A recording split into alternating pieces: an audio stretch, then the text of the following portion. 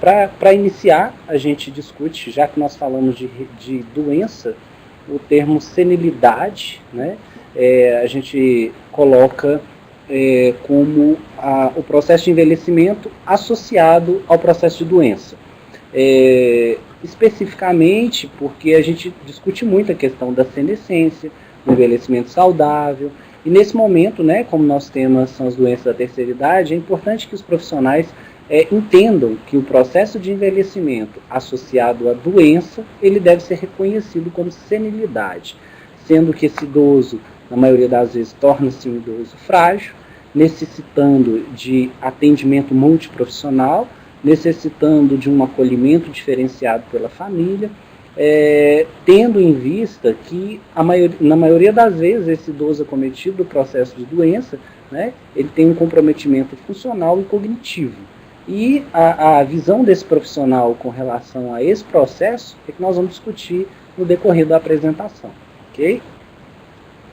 Bom, esse slide interessante, esboça a questão da funcionalidade, né, da pessoa idosa, mostrando, num todo, vocês podem observar que a funcionalidade ela está focada na autonomia do paciente e no grau de dependência dessa pessoa, que direciona para os grandes gigantes da geriatria, que são esses 5 Is, que estão focados aí, a incapacidade cognitiva, a instabilidade postural, a imobilidade, a incontinência esfincteriana e a incapacidade comunicativa. Vocês podem ver que está acima da faixa azul, né? A gente está identificando os 5 gigantes da geriatria. Tá? Então são os grandes gigantes que geralmente a pessoa idosa... O nosso objetivo é tentar discutir a visão do profissional de saúde com relação a essa pessoa idosa. Nós temos que entender que a decisão desse paciente enquanto autonomia dessa pessoa está relacionado ao processo preservado da cognição, a cognição preservada, e ao humor. E a dependência física, né, relacionada à capacidade de realizar algo com os próprios meios, está relacionada à mobilidade e à comunicação. Então é interessante que nós tenhamos a capacidade de avaliar essa funcionalidade da pessoa idosa a partir do momento que eu vejo algum tipo de comprometimento nas atividades de vida diária básica e instrumentais dessa pessoa. Então, quem era o meu paciente antes? Ele era um paciente independente para o banho, para a alimentação, era um paciente independente para se vestir? Esse paciente saía de casa sozinho? Era um paciente que usava o dinheiro sozinho? Era um paciente que usava um telefone? Então, era uma pessoa independente para as AVDs básicas e instrumentais? A partir do comprometimento dessas AVDs, eu começo a ter uma visão do grau de funcionalidade, ou seja, o grau de dependência dessa pessoa, que pode estar relacionado ao comprometimento cognitivo e a dependência motora, músculo-esquelética, focando a questão sensorial também, né? Ou os dois, né? Na maioria das vezes nós temos comprometimento tanto no grau de autonomia, focado na cognição e humor, tanto na mobilidade e na comunicação. Então, muito interessante que a linha de discussão nossa aqui da geriatria, da UFMG, em cima desses 2 novos gigantes. Inclusive, tem até um artigo que já foi escrito pelo professor Edgar e a equipe da geriatria sobre os 2 outros Is, que não estão descritos em geral como gigantes da geriatria, mas é a iatrogenia e a insuficiência familiar. Então, é interessante a gente começar... Bom, como a gente vai estar falando, então, né, de doenças, né? Interessante, a gente ouve muito a questão da doença de Alzheimer, né? A gente só vê praticamente, mas nós sabemos também que a gente pode e tem como intervir para melhorar a qualidade de vida dessa pessoa, promovendo uma evolução mais lenta desse processo, né? Através, principalmente, gente, de ações não medicamentosas, que é focada no papel do terapeuta ocupacional, no papel de quem cuida em casa, por intermédio do enfermeiro especialista de preferência, por intermédio do fisioterapeuta. Então, a assistência interdisciplinar na assistência à pessoa idosa, não há discussão da grande necessidade, né? Eu coloquei a questão da doença de Alzheimer. A gente traz aí uma definição, né, bem simples com relação à doença de Alzheimer, que é frequentemente chamada de caduquice, esclerose. Antigamente, né? Hoje em dia Alzheimer já é mais famoso, todo mundo já fala Alzheimer, né? A doença degenerativa, progressiva do cérebro, relacionada à idade, com início mais frequente após os 65 anos. Gente, podemos ter Alzheimer precoce? Podemos. Existem alguns casos, são casos mais raros, mas em geral, né, o mais frequente, o percentual maior de idosos portadores de doença de Alzheimer é com 65 anos. Né? Então, a nossa atenção à funcionalidade dessa pessoa, eu chamo a atenção da funcionalidade o tempo todo, porque o que é comprometido na doença de Alzheimer? A independência, a funcionalidade. Tá? Então a gente tem que estar atento a isso para estar pensando na questão da doença de Alzheimer. Então no Brasil, estima-se que a gente tem aí 1.200.000 de pessoas que têm doença de Alzheimer e que a partir do aumento da expectativa de vida do brasileiro, espera-se também que o aumento de número de pessoas, espera-se também o aumento do número de pessoas que tenham a doença de Alzheimer. Pessoal, eu acho que realmente falta ainda o diagnóstico. Infelizmente, o diagnóstico não é feito de forma precoce, onde a gente percebe as intervenções, onde a gente percebe a possibilidade de intervir adequadamente, tratando, melhorando a qualidade de vida dessas pessoas. É muito comum, né, após situações de impacto emocional na vida dessa pessoa, como o óbito de filhos, de entes queridos em geral, do esposo, o quadro de depressão. E aí a gente observa que isso é tratado muito focando somente a depressão, não preocupando com a questão cognitiva dessa pessoa. Então, essa visão ampliada da necessidade de uma avaliação, isso é fundamental para a gente, né? Quando a gente fala em doença de Alzheimer, a gente não pode esquecer da triagem cognitiva, né? A triagem cognitiva que pode ser realizada pelo médico, pelo enfermeiro, pelo psicólogo, pelo fisioterapeuta, pelo terapeuta ocupacional, desde que ele tenha uma capacitação para isso, que é a realização basicamente do mini mental, que é o mini exame mental, o teste do CERAD, o teste de figuras, fluência verbal, o teste do relógio. São testes muito utilizados no mundo inteiro, né, para que a gente possa fazer uma triagem cognitiva. Isso não quer dizer que eu vou dar um diagnóstico de Alzheimer, mesmo porque o diagnóstico de Alzheimer ele é dado pelo médico, após uma coletânea desses resultados, tanto da triagem cognitiva, quanto de exame de tomografia, exames laboratoriais, que possam dar evidências de que esse paciente possa estar realmente acometido da doença de Alzheimer. Tá? Então, em geral, a doença de Alzheimer, ela aumenta com a idade. Vocês podem ver que, em geral, as pessoas com mais de 80 anos têm, em torno de 20% dos portadores de doença de Alzheimer têm mais de 80 anos. E que 1% nas pessoas por volta de 65 anos. Então, esse idoso com mais de 80 anos, o sexo feminino é mais acometido, assim como existe um maior risco em parentes de doença, em parentes de primeiro grau, em geral, com a pessoa portadora de doença de Alzheimer. Gente, existem vários estudos com relação a essa questão do sexo feminino ser mais acometido. Os sintomas mais comuns com relação à doença de Alzheimer perda gradual da memória. É muito interessante que as pessoas começam a esquecer coisas simples como eu almocei, onde que eu almocei, o que que eu almocei, né? No dia a dia, né, eu tomei o meu remédio. E isso é muito interessante porque nós preocupamos muito com a questão do cuidado a essa pessoa idosa, e a gente vê que, em geral, o médico prescreve o medicamento, orienta a pessoa quanto ao uso, Mas será que essa pessoa tem condições de tomar esse medicamento sozinho? Será que essa pessoa não está tomando essa dose dobrada? Será que essa pessoa não está tomando outro medicamento ao invés daquele que foi indicado? Porque geralmente idosos têm farmácias, né, satélites em casa, né?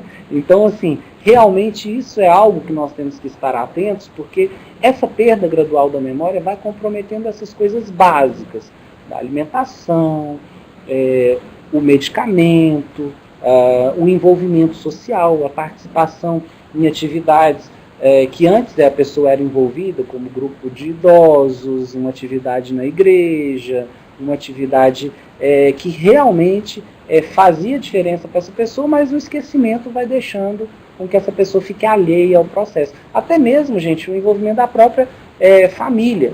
Aos poucos também vai acontecendo, afetando a capacidade da pessoa de cuidar de si mesma. Isso é muito importante, porque esse cuidado ele está relacionado ao processo de higiene, está relacionado ao processo de envolvimento nas atividades, academia da cidade, como nós temos aqui em Belo Horizonte, o envolvimento no acompanhamento médico e dos demais profissionais da área de saúde. A diminuição do senso crítico é algo que pode realmente...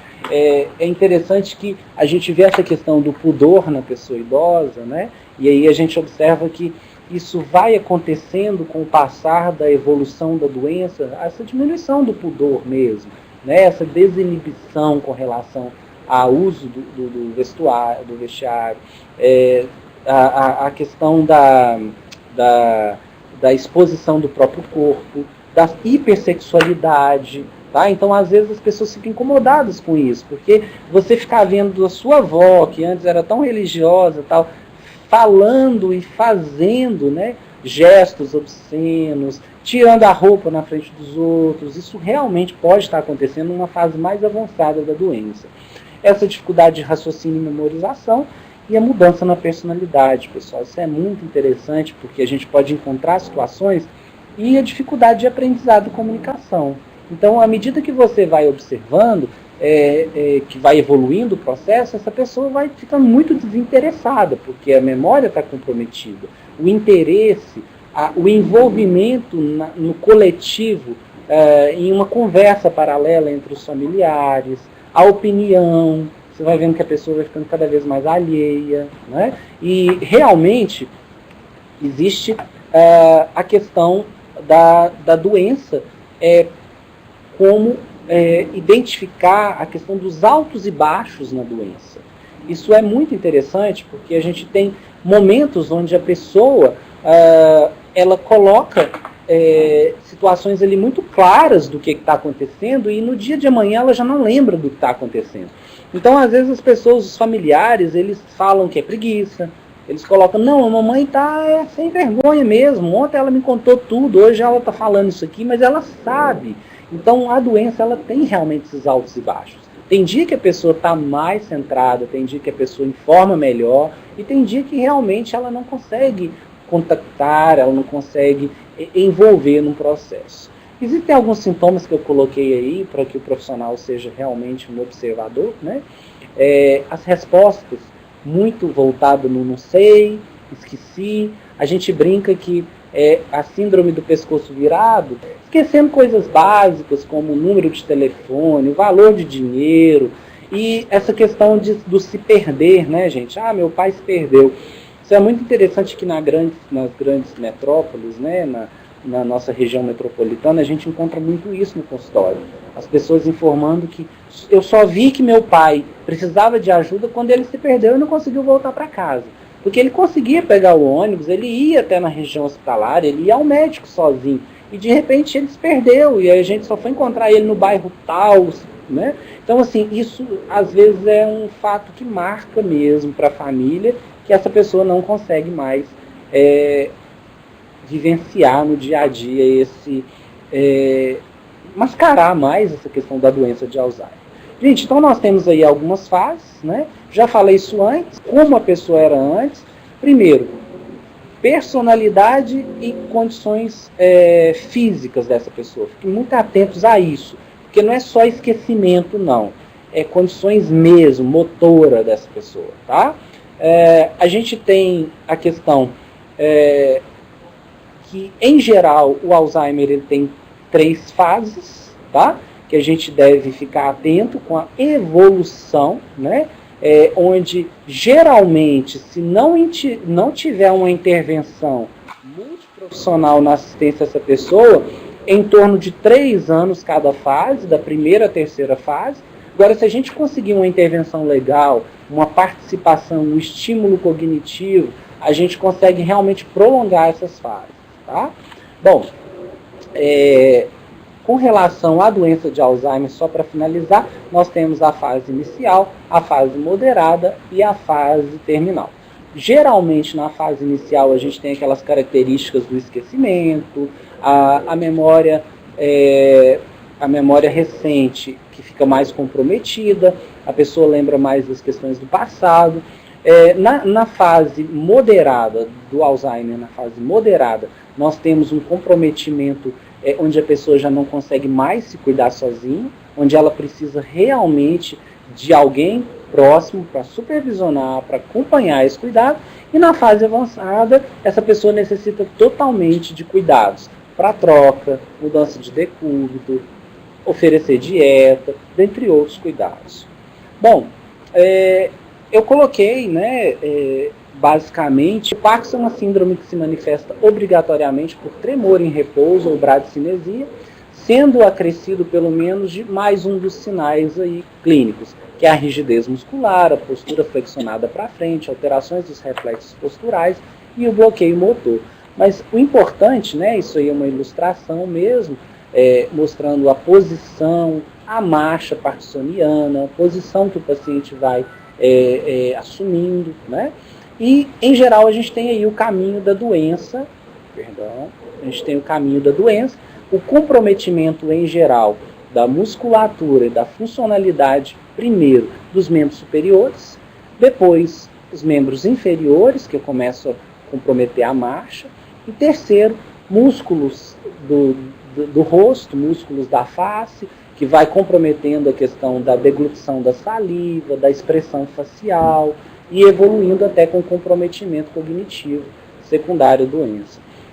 Nós não podemos esquecer, gente, que a gente tem vários tipos de parkinsonismo, tá? A gente não pode falar que o paciente, sempre que ele tem um tremor de extremidade, sempre que ele tem rigidez, que isso é Parkinson, tá? A gente pode ter um parkinsonismo somente sintomático, tá? Onde, quando a gente fala em doença de Parkinson, a gente está associando o Parkinson ao Parkinson primário, tá? Agora, a gente pode ter os sintomas da doença de Parkinson, a gente pode ter os sintomas associados à doença de Parkinson instalada e também as doenças heredito-degenerativas, que está relacionado, por exemplo, com Coreia de Hurston e outros tipos de doenças geneticamente, que são passados de pai para filho, que também apresentam o parkinsonismo.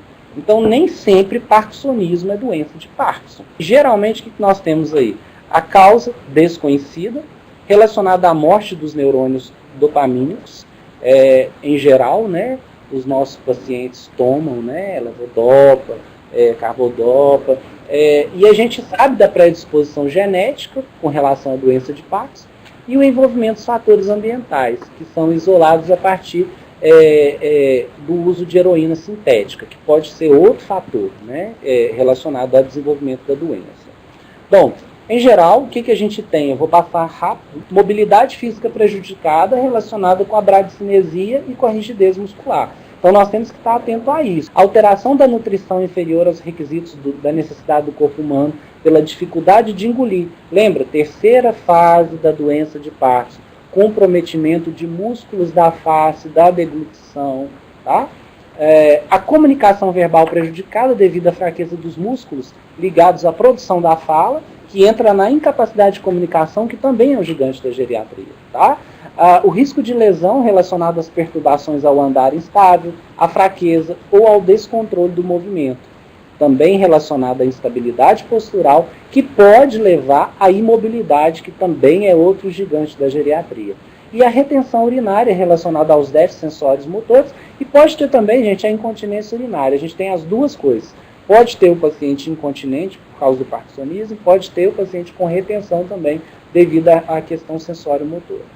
Bom, tristeza crônica, geralmente cliente, família, relacionada à natureza da doença, à incerteza do prognóstico. A dificuldade, pessoal, é que o paciente, na maioria das vezes, a incontinência específica relacionada ao mau controle do esfíncter da bexiga, que também é um gigante da geriatria. O déficit no autocuidado relacionado à cefaleia, espasmos musculares, aparesias e paralisias, né? Aí a gente observa essa ilustração, né? E aí a gente mostra, né, o comprometimento, os comprometimentos básicos, né? A escrita fina, tá? A questão motora fina, né? O comprometimento dos movimentos dos dedos, a postura, né? A marcha arrastada, a face de máscara, né? O paciente com doença de Parkinson, ele perde essa expressão facial, ele não tem expressão de felicidade, de tristeza, por isso que a gente fala face de máscara, tá?